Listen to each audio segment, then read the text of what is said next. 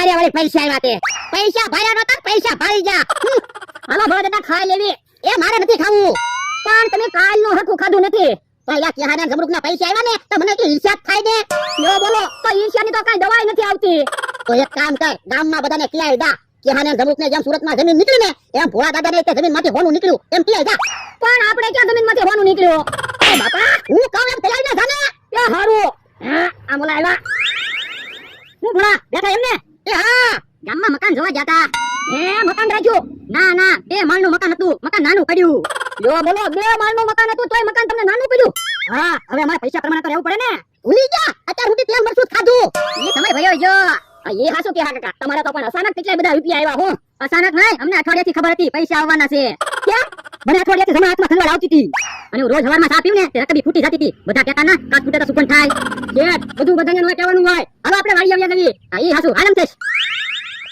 ઓલા દાદા કે હા કાકાને જમરૂ કાકાને તો પૈસા આવ્યા એટલે સચમાં પહેરીને આટા મારે પણ ઓલું અમથું સચમાં પહેરીને એને પટક પટક હું આટા મારતો છે એટલે ઈ તે મારી જેમ રફ ફદડું છે આ ઈ હાસુ અને ઓલા દાદા કે હા કાકા જમરૂ કાકા કહેતા હતા કાચ ફૂટે તો સુકન થાય ઈ વાત હાચી છે એટલે કહેવત છે હે તો ભાઈઓ હે પણ તું હું લેવા ગઈ તો કે લો બોલો હું લેવા ગયો છે ઓલા દાદા આ હાથ રાખો તો ઓ બાપા હાથમાં હોટી ઉતાર મારી એ હાથમાં ખંજવાળ આવે ને એટલે ઓલા દાદા હે ઓલા બાપા તો બધી કે દુકાન ફોડી નાખી એ ઓલા કહેતા નતા કાચ ફૂટે તો સુકન થાય એટલે ઓલા કદી તો ત્યાં ફોડી ન્યા કદી ફોડી તો સુકન ન થાય ના ના હે આ બકુલભાઈ આવે હારું બકુડો આવે તે મને એને દુખની વાત કેવી છે બેઠા એમને ભળગડા આયા બકડો જાય ને એ બેહવાનો ટાઈમ નથી જમરૂક શેઠ વાટ જોતા છે એટલે કે હું મમરાભાઈ બે હવે ન્યા કામે લગી ગયા ને હે તમે શું કામ કરો એ હું જમરૂક કાકાને ટ્યુશન કરાવું એને હિસાબ કિતાબ નથી આવડતો ને એટલે અને મમરાભાઈ તેની પર્સનાલિટી કોર્સ કરાવે એટલે એ જમરૂક કાકાને ત્યાં કાકાને કેવા કપડા પહેરવા કેમ રહેવું ઈ બધું શીખવાડે ઠીક હાલો તો હું તો ભાગું યો બોલો હવે તો ભણા દાદા મને ઈર્ષ્યા થવા મની હે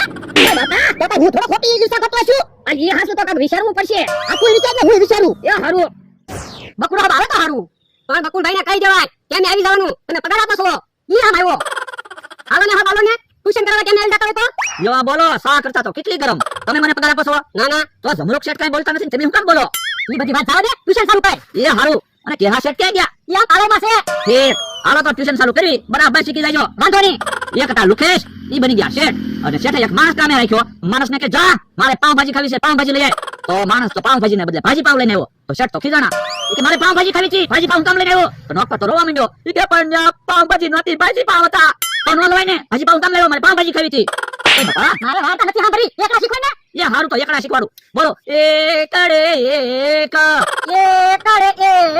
બાગડે બે તગડે ત્રણ સાગડે ચાર પાંસડે પાંચ તમે એવું કામ બોલો હું તો એકલા બોલવી તો પણ તમારી વાડીયા જઈને બોલો ને હા અમારે અહીંયા એકલા બોલવા હોય તો પણ જમરૂક શેઠ ભૂલી જાય એટલે કહું છું હા અમે કે અહીંયા એકલા બોલવી ને તો તમને યાદ રહે હવે નહીં બોલતા પાંસડે પાંચ આઠડે આઠ એ વિયા દાવના તમને બે નથી નાખી હાલના બોલો પાંસડે પાંચ આઠડે આઠ માર ખાવાના ખેવડા દાવને તમે આયા કામ બોલો એની તો એકલા શીખવી હવે નહીં બોલતા બોલો પાંસડે પાંચ આઠડે આઠ આવડા આમની મને ઉભા તો તમે પાગલા હવે ભાગી ગયા જો બોલો પાંસડે પાંચ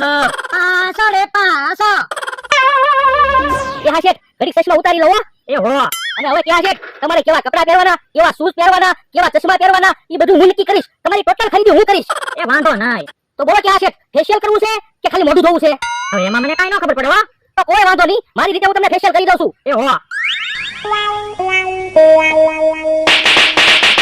પણ ધોવાનું કામ મારે કેહા શેઠ તમને કાઈ ન ખબર પડે આમાં બધી આવી પ્રોસેસ આવે એ સારું કેહા શેઠ હું ફેશિયલ કરી દઉં છું એ હો હમણાં કેહા શેઠ તમને એવા બનાવી દઉં તમે જ નહીં ઓળખી શકો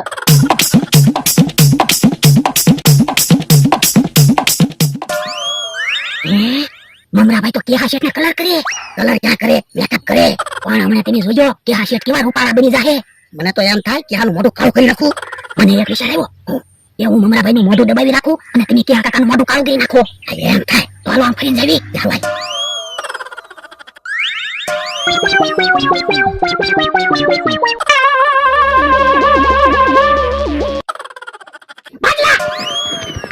લો બોલો કેહા શેઠ ભોળાદાદાએ મારું મોઢું દબાવી નાખ્યું અને ભોળાદાદાએ તમારું મોઢું કાળું કરી નાખ્યું આ તો જમરૂક નહીં છે ને ન્યા આવી જમરૂક ને બધાને કોળાને એના માને જીભી નાખી હાલ મોઢું કેહા શેઠ એ આઠડે આઠ, આઠડે આઠ. નવડે નવ. અરે વાહ. એ ગીતમાં મારે એકલા નથી શીખવા, એમને એકલા શીખવાડતો. એ હારું. એકડે મીંડે 10. એકલે મીંડે દસ. બસ, મારું મોઢું તો જો. ક્યાં હું છું? એ ઘોડાને એના માણસે મારું મોઢું કાળું કરી નાખ્યું. હાલો બાજવા રવિ. હવે આપણે બાફવાનું ન હોય, આપણી પાસે પૈસા આવી ગયા. પણ ઘોડાને એના માણસને તો સબક શીખવાડવું જ છે. તું આપણા આવડાને પૈસા આપ, આવડા સબક શીખવાડ, હા? એ હારું. આવી ગયો પૈસા, ઘોડાને એના માણસને સબક શીખવાડી ગયો. અરે તમે જવો, હમણાં સબક શીખવાડી દેવી કે નહીં? હાલો બકુલભાઈ. હાલો. કે હા શેઠ, જમરૂ શેઠને 10 એકડા તો આવડી ગયા. હે જમરૂ? હા. એકડે એક, બગડે બે, તગડે ત્રણ, સોગડે ચાર, પાછળે પાંચ, સોગડે છ, હાથડે હાથ, આઠડે આઠ, નવડે નવ. એટલે મીંડા 10. બસ. કે હા શેઠ, જમરૂ શેઠ, આવડાને સબક શીખવાડી દીધું. સબક શીખવાડી દીધું. હા જોજો, બોલો બોલો દાદા. સબક, બોલેલા. સબક. બેને સબક શીખવાડી દીધું. અહીંયા આઈ તો. એમ સબક શીખવાડવાનું નહોતું કીધું, ટીપવાનું કીધું તું. તો પણ તમારે ધ્યાન કેવું જોવે ને?